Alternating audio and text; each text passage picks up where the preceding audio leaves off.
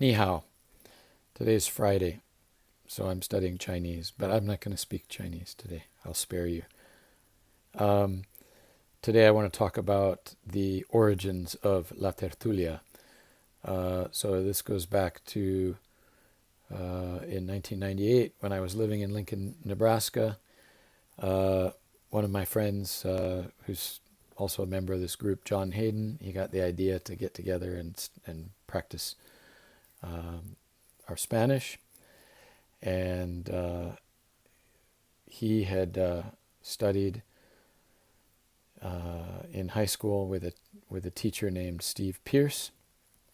Um, Steve had lived in Colombia and was married to a Colombian lady, and so he was still very much uh, immersed in the Latin American culture and teaching Spanish and so on.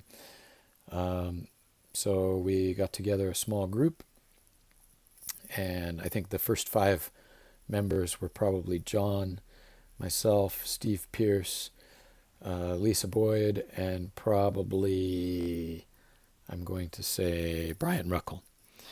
And not long after that, we probably added people like Doug Brownell and Rod Rosfeld, and we had a few people uh, who crossed over from the University of Nebraska weekly meetup group at Crane River, which was a restaurant and microbrewery, which is no longer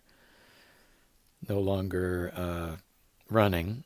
But the place that we used to meet has since opened another branch, so it's the coffee shop where we used to meet is still up and running and successful.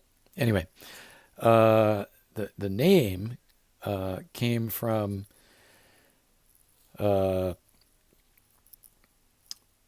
group of I think philosophers and writers and artists and creative types who used to meet in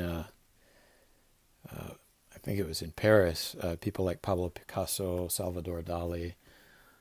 I don't know who else, Sartre or somebody like that. Anyway, uh, uh, the name La Tertulia is basically the Spanish equivalent of the Salon de Té.